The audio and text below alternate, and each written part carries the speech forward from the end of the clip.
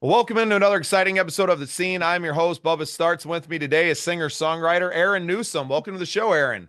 Thank you for having me. Excited to be here. Yeah, it's great, man. Well, I'm glad that we were able to make this happen. I know we're both in the frozen tundra this morning, but before we get too far into the interview, why don't you go ahead and tell us a little bit about who you are and what it is that you do musically? My name is Aaron Newsome. I am a singer-songwriter out of Pontiac, Illinois, just a little small town in central Illinois.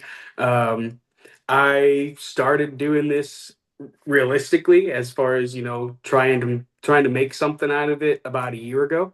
But I've always been singing. But I was telling you a little bit before we started that I play guitar. I don't have a band, but I play guitar so I can go out and do it and accompany myself. I'm a singer-songwriter, country, soul, influenced by, Johnny Cash, Elvis, Carl Perkins. I like a little bit of the Red Clay Strays, that Willie Nelson, Waylon Jennings, that old storytelling type of country. I As opposed to the pop side of country, that's where I sort of live with what I do, influenced by Tom Jones, Chris Stapleton, a lot of those big sounding soul singers. That would be a huge influence that I've got. I'm a vocalist more than I'm a guitar player, so it's something that I've slowly been progressing in as far as my career with music. But at the same time, it's also something that I've known I've always could do. And now I'm just at the point where I'm getting some good attention. People are liking what they're hearing. I'm releasing some singles. I'm doing all that good stuff.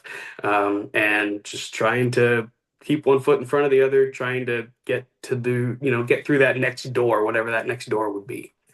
Trying to keep momentum. Yes.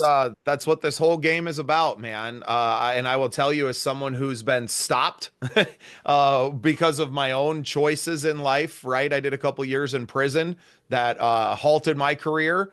It's hard to get started. It's hard to find the will to get it all started again once you kind of let those things fade. So I think that momentum in this industry is so key.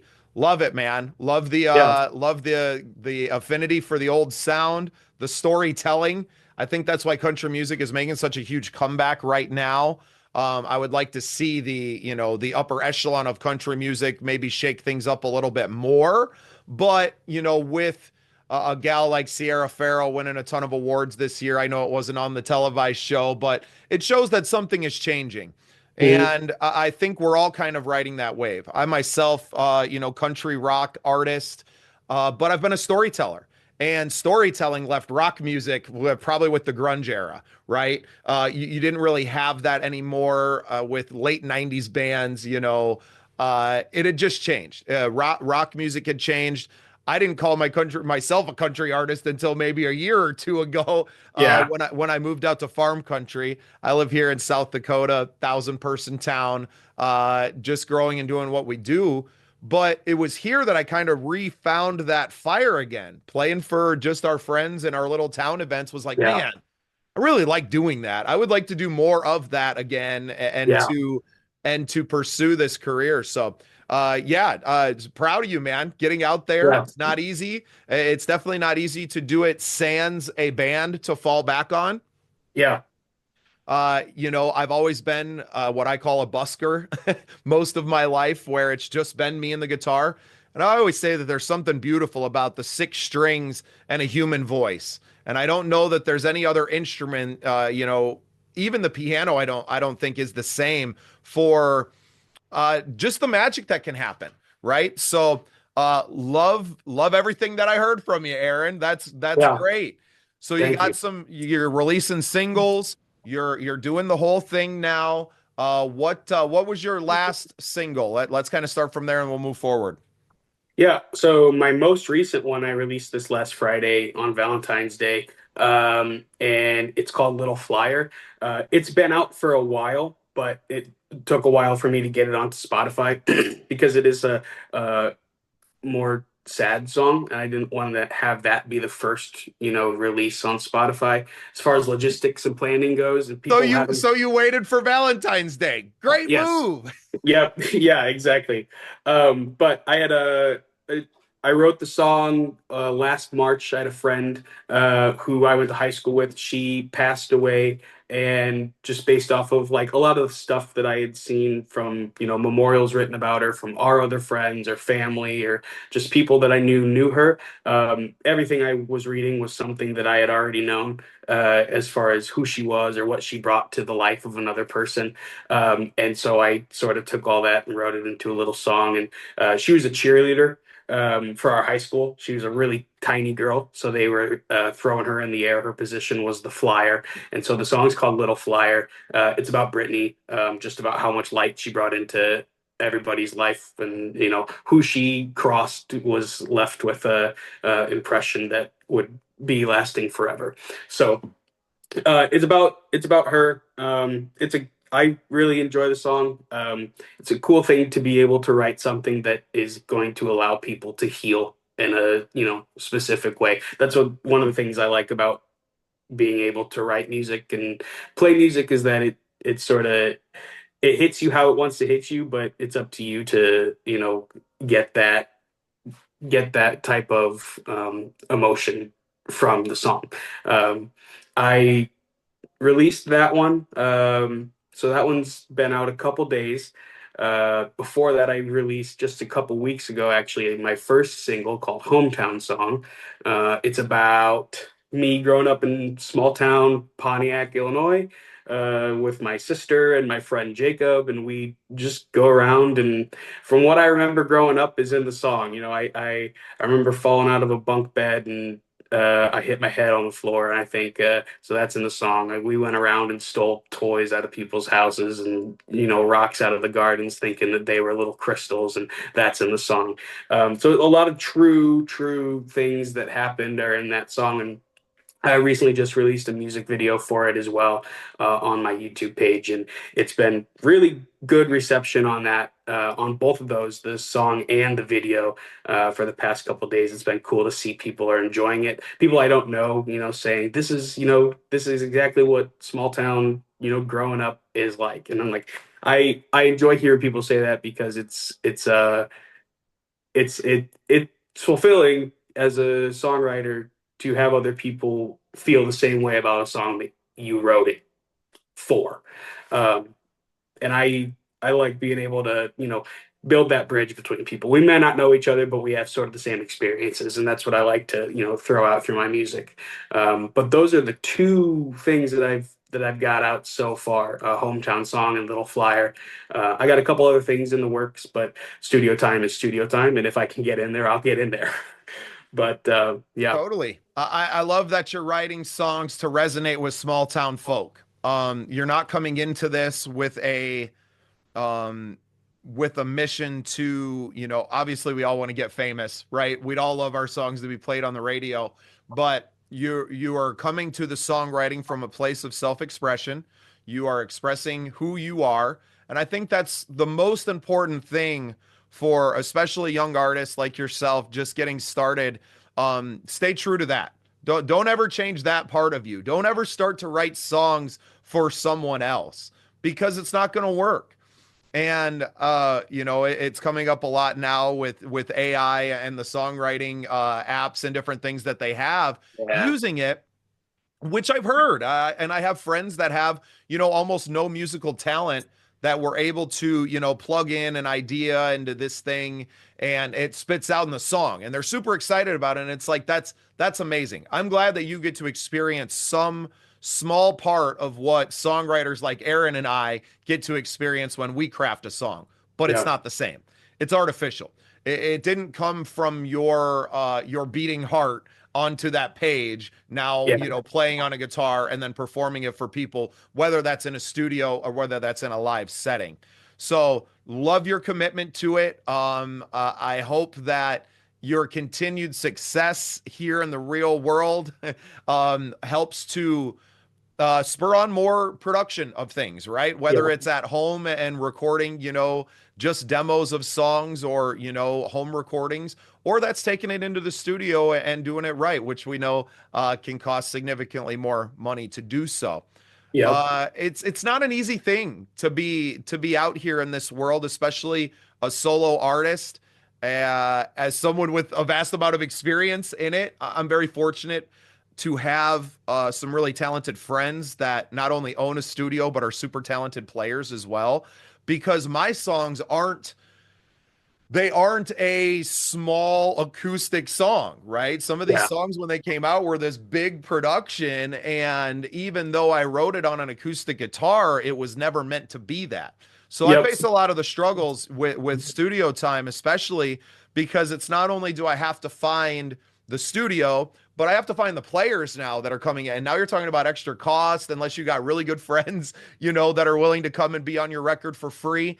But there's so many challenges and so many hurdles to jump over, and it's kind of the reason why we've developed with our songwriter showcase. We have an own your showcase program now, Aaron. So what we're doing is we film everything HD broadcast quality. We're filming them in a actual recording studio now, so the sound quality that you're getting is premium quality. And then not Yeah. only are we providing that to our audience and putting it out there as a broadcast, but we're also giving our artists the chance to own that on their own to Yeah. use. So now you're getting 3 singles, you're getting 3 videos, you're getting your interview portions. Heck, we'll even write an article about you on our online magazine. So you're getting 3 singles, 3 videos, and a press kit essentially delivered back to you Yeah. for the price of maybe just a day in the studio without any editing or post production to it Yeah. whatsoever. And it's because of guys like you that are kind of blocked out from recording more because of the cost associated with it, right? I mean, our cost is still, around the $500 mark, but you could spend $500 just doing one song, Yeah. right? And having no video of that and having no, right, nothing to besides that. You just have a Yeah. recording and now you have to do the mastering and the all the other things, right? So we're trying to eat into that. We just developed this program. We plan on taking it around the country and to come Awesome. to you to do that, right? Like we have the equipment, we'll travel. We love meeting new people. So yeah, maybe we'll be making a trip out to Pontiac, Illinois here before too long. And we're able to come and not just support you, but to support other people around you that are doing the same thing that are Yeah. limited by, I'm sure there's not a lot of recording studios in Pontiac, right? No. So my a little backstory on me. I am originally from the Illinois area. My parents were born and raised in Romeoville. We lived in Crest Hill before we left. My mom lived in Hinckley for several years, which is just a little farm town, well southwest of the Chicago area, south of DeKalb and places like that. So Hmm. I know your community, right? I Yep. might not have been there in person, but I know it. Yeah. My community here in South Dakota is very much the same. So, what Yep. we're trying to do here at the scene and what has always been our mission is to support songwriters just like you, Aaron, to put you on our programs, to find ways to serve you because you are part of the community. And even though your physical community of Pontiac might be very, very small and not have a lot of those resources, because you're a part of the Scene Projects community now, we can make a lot more things happen for you. And that's not to say that there's some membership needed to make that happen either, right? Yeah. You're just a member of the community by being Aaron Newsome. Hmm. Yeah. Yeah. I we've got a open mic spot. There's a small venue in Pontiac called the 202 Guest House where they sort of have started to do the same thing for open mic nights. Because there's not a whole lot of opportunity in Pontiac or really venues and such in Pontiac that is for, the open mic player as opposed to the gig type player. Um, the open mics are very popular because it's really the only thing that we've got. And so those things are jam-packed with musicians who are driving 30, 45 minutes, sometimes up to an hour to come out and do 3 or 4 or 5 songs. Because it's also a listening room atmosphere as well. It's not a bar, it's not a restaurant, there's no TVs playing. Everybody's coming to listen. And it's really a unique and precious environment to play in as an artist.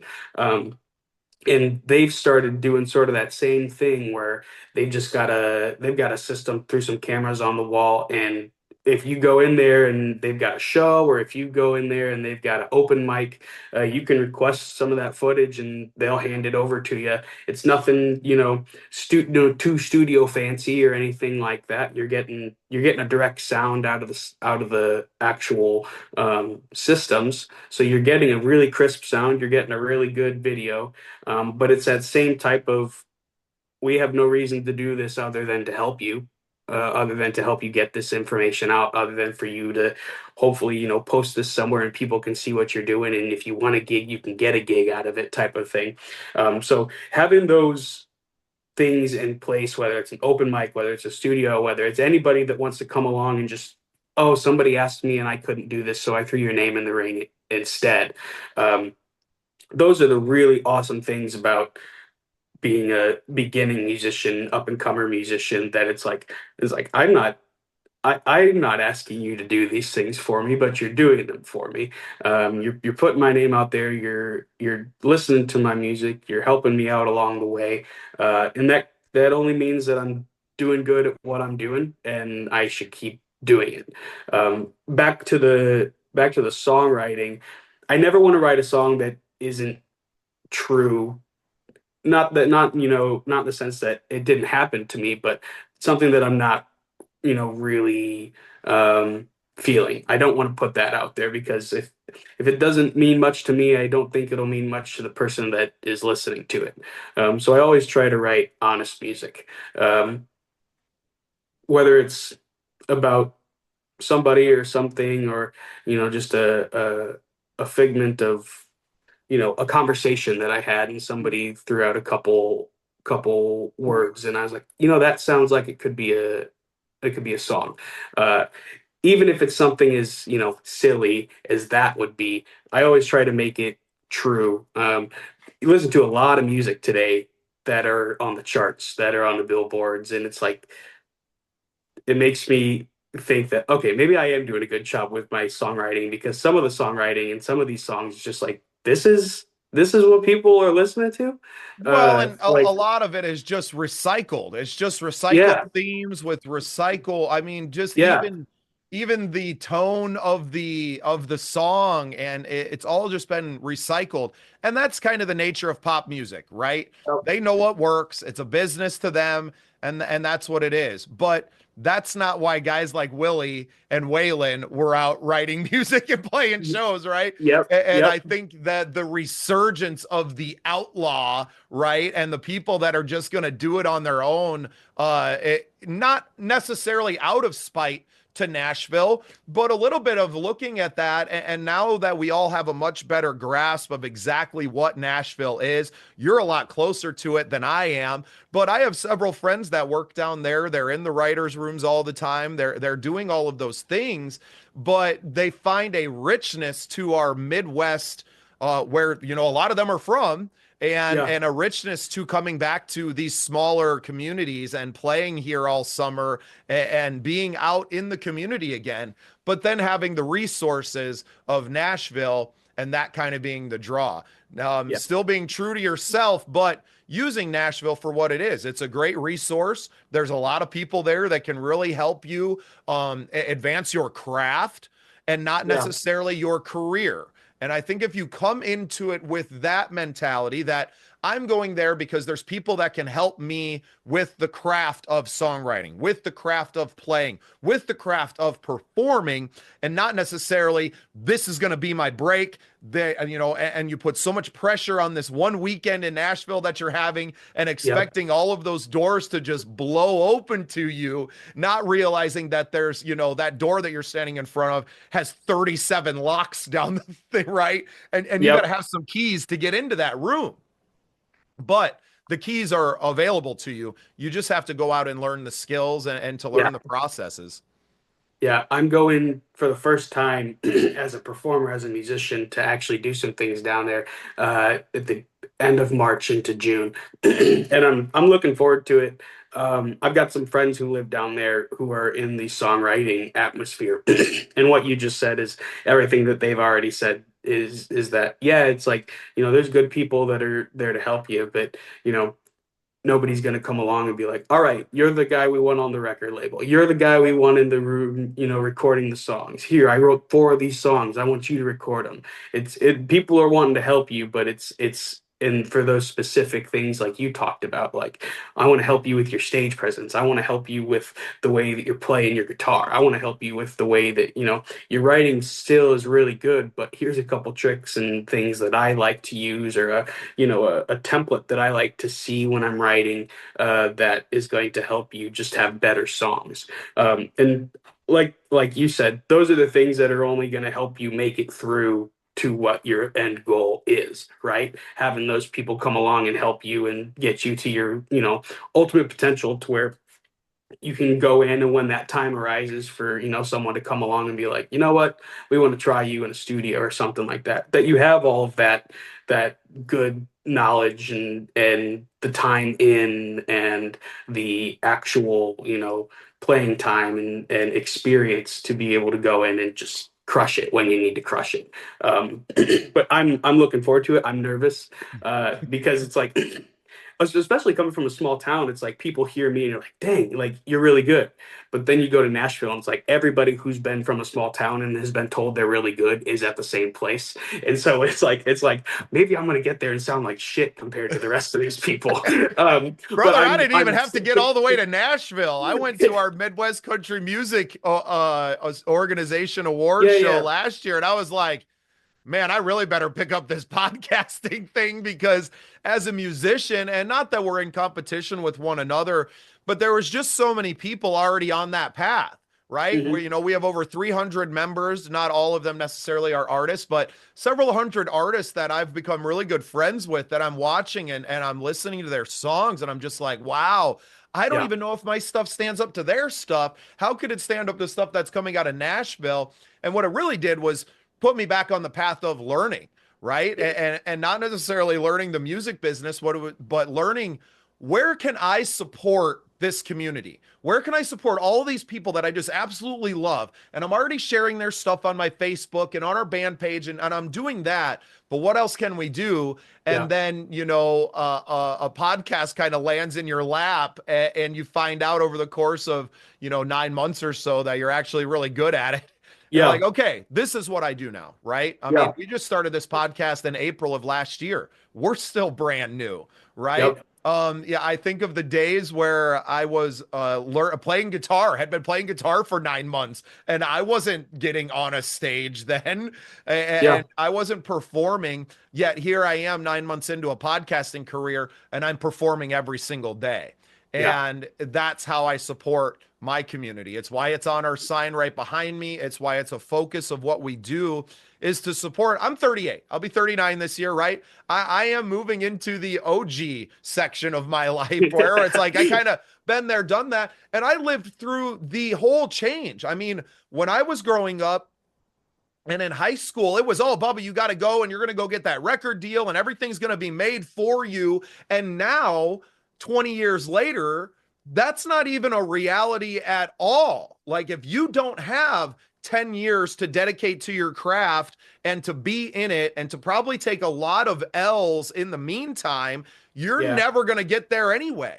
Yeah. I look at a gal like Alexandra Kay, who's a fellow Illinois native, and Uh-huh. that gal worked her ass off in Nashville for decades. Thought you had a Netflix show, oh crash, record deals, oh crash. And now to Oh, see her out there absolutely conquering the world, standing next to Jelly Roll on stage.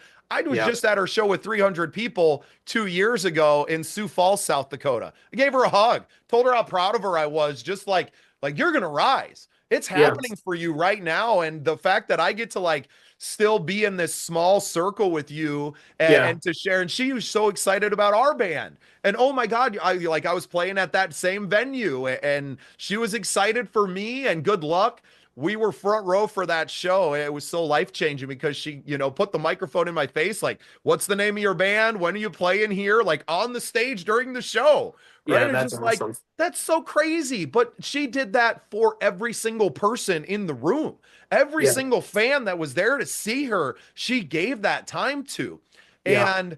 And it changed my life. It was like, that's how you build a following. That's how you make a name for yourself is just go be that good person that you are anyway.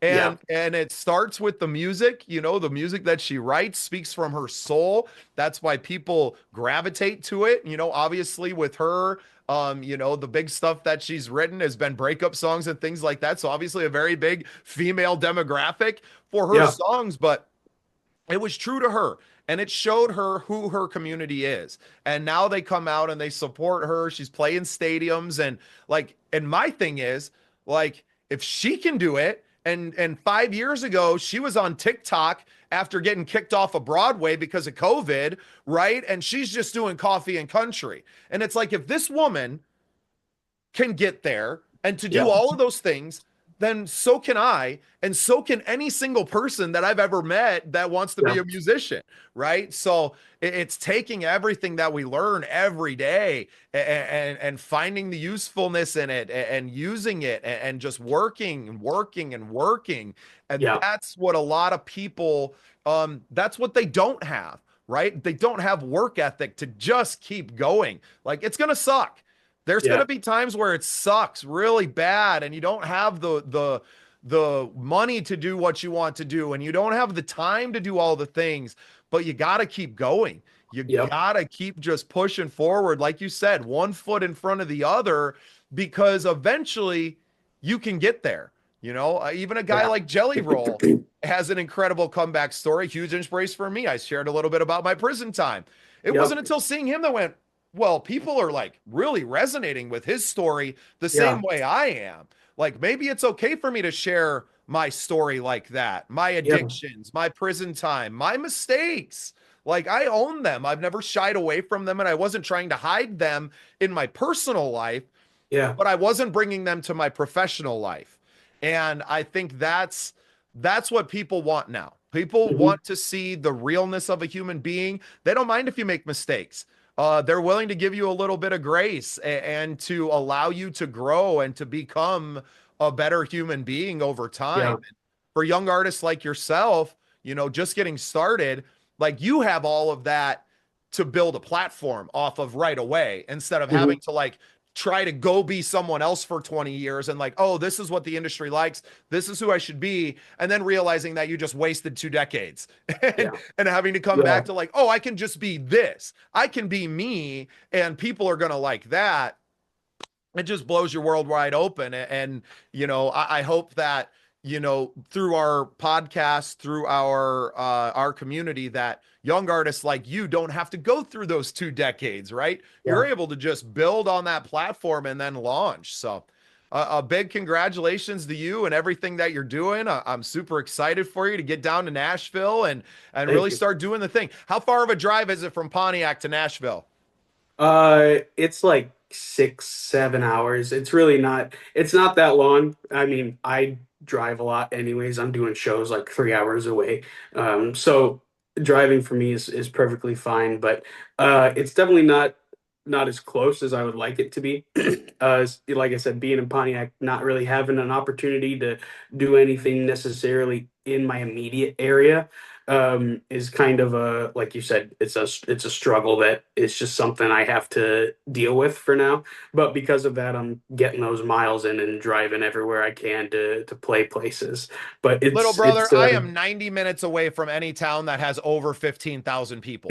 So yep. I feel you Yep. completely. But that's the beauty of the internet now, right? Is Yeah. getting on.